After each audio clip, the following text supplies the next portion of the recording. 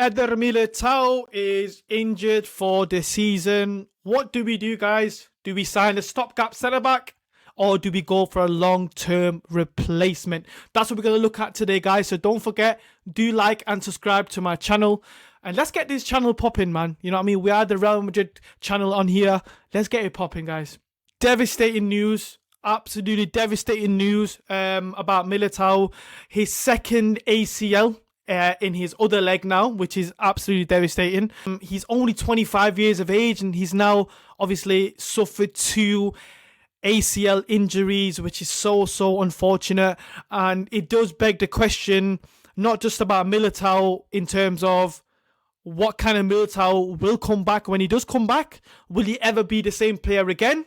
Because as we know, with Militao, he relies on his explosiveness, his athleticism, and with him being injured with his ACL on the other leg now, it is so unfortunate. So obviously, Militao is definitely out for the season, and again, he's out for 9 months minimum. But if you look at it on the longer sense, I don't think we can really kind of expect him back until maybe 2026 for him to be back at his close to his best. So guys, again, we have a couple of options now. One is either signing a stopgap or we can sign a long-term replacement. So it all depends on what Real Madrid wants to do, but obviously I've got my opinions and I'm going to just go through some of my options that we have. So in the stopgap section, we have two players. Okay, two players who I think would fit in what we need at the moment in terms of how we want to have options on the bench and also players who can potentially start, because at the moment we only have Vallejo, who's a fit centre-back, and we have an academy prospect in Raul Asensio, and that's it. So it's not looking good, bruv. It's not looking good at all. So I think we have to look at the options of what we can possibly do. Okay, now the first option on that list is Laporte. So Laporte at the moment is obviously playing for Al Nassr in the Saudi Pro League. He's only signed, I think it was a couple of years ago now. He's got a contract another 3 years as well. He was only signed for about £20 million, 27 million euros. I mean, left-footed centre-back. Okay, so left-footed centre-back, which we used to have with Alaba. And obviously with the whole build-up situation as well, how we're struggling, he would fit into that kind of mould as well in having that left-footed centre-back, which every team in the world, you know, uses that. Look at Man City, look at all the best passing teams in the world. They have a left-footed centre-back on that left centre-back spot. So that would fit into that. However, what he would need to do, Laporte, is obviously he's on Saudi money. And as we know with Saudi money, guys, it's all about the money there, isn't it? So at the same time, he is obviously 30 years old, so he would have to lower his wage regardless. I mean, I think that's the only obstacle that there would be. It's just his wage. Obviously, he'll need to lower his wage to be able to come to Real Madrid. I don't think, well, I know we're not going to go and pay his Saudi wages, so that's that. But at the end of the day, he's an experienced centre-back. He was a starter for Man City for many years. Obviously, just towards the end, he just didn't really get the starting position. But at the same time, he played for Spain at the Euros as well. Experienced player, played at the top level, won Champions League as well. He's won so many Premier League titles. So, I mean, there's not really any checkpoint he can't really, you know, tick with this guy. The only thing is he's not the quickest, but he makes up for his positioning and his experience. So that is definitely one option. Now, the second option is my captain, Sergio Ramos. Yes, you heard that right, Sergio Ramos. He's 38 now, so obviously he's not at his peak. But look, he's a free agent. Okay, he's fit as a fiddle, as we've seen from his Instagram videos lately, where he's been posting, you know, and also liking posts about potentially coming back to Real Madrid. So he looks fit, and let's not forget, he's our best captain in our history. Not just in our history, in football history. For me, before someone gets at me, for me, he's the best captain in football history. He's a leader, and not only that, he can also play right back and also centre back. And I mean, it's very easy to forget, we're talking about centre-backs, we also need a right-back, because the only right-back we have currently is Lucas Vázquez, who's injured as well. And Militao was supposed to be the guy who goes and also helps out in right-back if needed to be. Now, both of them are injured at the moment. One's injured for the season, one's got a month out or injury or something like that. So I mean, it ticks that box. And look, we need a leader in that squad right now. We need a leader in that dressing room. We've lost Karim Benzema. We've lost Toni Kroos. We've lost Sergio Ramos when he left. There is a big miss with leaders as well in that club and in that dressing room. So he would fit that need in our team right now, especially defensively as well. Yeah, defensively, I don't feel like we have that centre-back leader in that team. We have Rudiger, Militao, who are both very, very similar in terms of their aggressiveness on the front foot. I feel like we need a balance. Every team in the world has a balance. Look at Saliba and Gabriel. Gabriel is the guy who kind of front foot, is the aggressor who goes out to press people. And Saliba is the one that kind of mops up for any mistakes, if there is any. Okay? Now, look at Ramos back in the day. Ramos was the aggressor and Varane was the guy who was mopping up, the mistakes. So every single centre-back pairing in the world, probably in history, have opposites in their centre-back. So you have one who's the aggressor, one is the kind of the smarter one, the one that's kind of stands in the right positions in case something does happen. We had it with Militao and Alaba. That's why they work so well. Whereas Militao was the aggressor and Alaba was the one that's more relaxed and the one that sees the game, a bit more relaxed and position himself better. And I feel like with Ramos and Rudiger, they both would be quite similar in terms of aggressiveness, but I think towards the end of Ramos's career, I think he will be the guy who kind of mops up the attacks and kind of just positions himself well, because he's not going to be the quickest anymore. He's not going to be the most agile anymore. But at the same time, he will be experienced. The guy has won everything for us. Now, Florentino Perez, at the time of this recording, by the way, it has come out reports that Sergio Ramos has offered himself to Real Madrid and Real Madrid have said no. Perez has said no. Now, I know the way Perez works.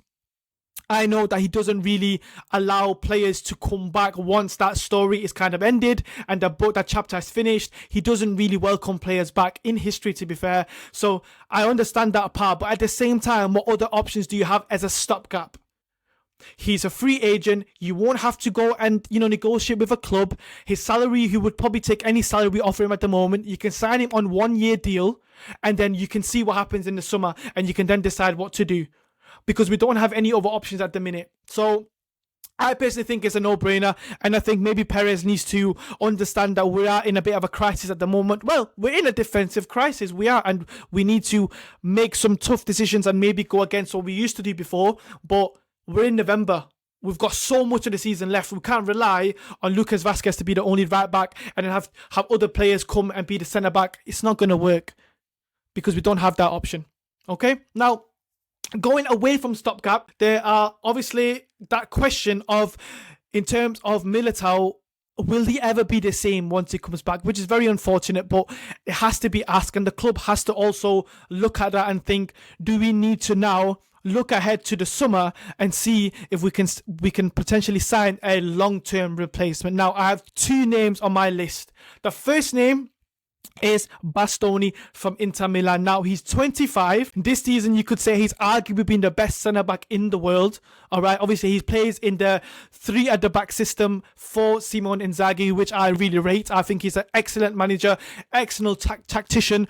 The way he sets up his team is elite, and the one player that's elite in that team is Bastoni. He's so good with the ball. He has such a different array of passing you can do with the ball. In the modern game, we need ball playing centre backs, and this guy is basically the most elite player when it comes to on the ball. He's so good at short passing. He's so good at breaking the line. He's also got good long range on him as well. And not only that, he also likes to, run into the midfield and carry the ball to, evade that pressure from the other team, which can obviously take the other team back when they are pressing. Now, we all know since Toni Kroos has left, we have struggled massively with our build-up, with our chance creation from the back as well. And this guy would literally help us and solve all our build-up issues because he has that pass, he has the IQ, he has the know-how of where to pass, he has the ball-playing ability where we need at the moment. And he's only 25. So he's had all the experience in the world. He's always gone to a Champions League final, which I always said it. I thought Inter was the better team. They defended so well and he was the main player in that team. Now, the only kind of drawback and the only kind of negative thing about Bastoni is that he does have a contract till 2028. So if we would need to go and buy him, it will be expensive. Okay, so Is Real Madrid potentially going to go and spend 70, 80 million, which is what I think would happen? What I think that he will need for him to get him out of his contract? I don't think so, but we have to do something. We can't let this guy go to any other club if we are going to go for him and not pay the big bucks, because we do need to start strengthening that position. Yeah, we've got Rudiger, who's 31 now, so he's getting on in age as well. We need a good partner with him to take that load off him as well. All right, now the next option, my personal favourite. Now, the Arsenal fans might get at me, the Prem fans, might get at me, with their whole, why would he want to leave the best league in the world? Listen, when Real Madrid comes knocking, it only comes once or twice in your career. And the French players know it. This French player knows the romanticism, the absolute dream of Real Madrid, the gigantic club of Real Madrid. William Saliba is destined to play for Real Madrid. He's a Rolls-Royce defender who has the best reading of the game. He's tall, he's rapid, yeah, and he's my personal favourite for the club. There's not another player that's going to give you that quality, that eliteness, that athleticism as only a 23-year-old. He has shown experience, he has shown the know-how, and he's been managed under a manager who constantly obviously has given him kind of feedback on what to do and how to play. And to be honest, there's not a better defender that Real Madrid could get other than Bastoni than Saliba. If I had to rank them two, William Saliba would be my personal favourite. He's just a Rolls Royce. He plays like the game's easy. He doesn't look stressed. He doesn't look like he's panicking at any point. He's elite 1v1. Defenders are scared of him. He's almost got that Van Dijk aura in him where defenders won't go 1v1 with him. They'd rather pass the ball or they'd rather, shoot or something. They won't try to dribble him because they know he's elite. Now, does he have mistakes in him? Of course he does. He's made a few mistakes the last couple of years, but his consistency is next level. He's always fit as well. I know when he first started for Arsenal, he had a few injury problems, the season before that, but since then, he stayed fit, he stayed consistent, and there's not another player you will get for that age with them qualities who are better than William Saliba. And William Saliba, brother, you are going to come to Real Madrid, because when that knock comes, you know you want to come. Because if Arteta does not sort himself out, and if Arteta does not get this football club, Arsenal Football Club, playing football and winning games, why are you there, Saliba? You could be winning Champions League. You could be playing with your French dogs in Tchouaméni, Mbappe, Camavinga. Yeah, you could be playing with your French boys.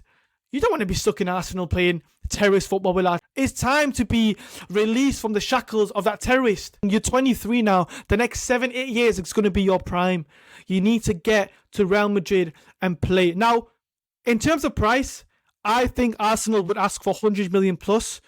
And in my opinion, are we going to go sign him for 100 million? I don't think so. I think maximum will go and pay the Tchouaméni price for 70, 80 million. And it's going to come down to Saliba pressuring Arsenal to accept that price and, make the transfer happen. Because if William Saliba does not come to Real Madrid, he will stay at Arsenal and he will carry on and having the doubt of playing for a manager who has never won anything in his career, who is just a young manager who, is going to take another maybe 2 years to be able to even compete or go for a Champions League title or win a Premier League title. I think William Saliba is too good to be playing in a team that has not won anything yet.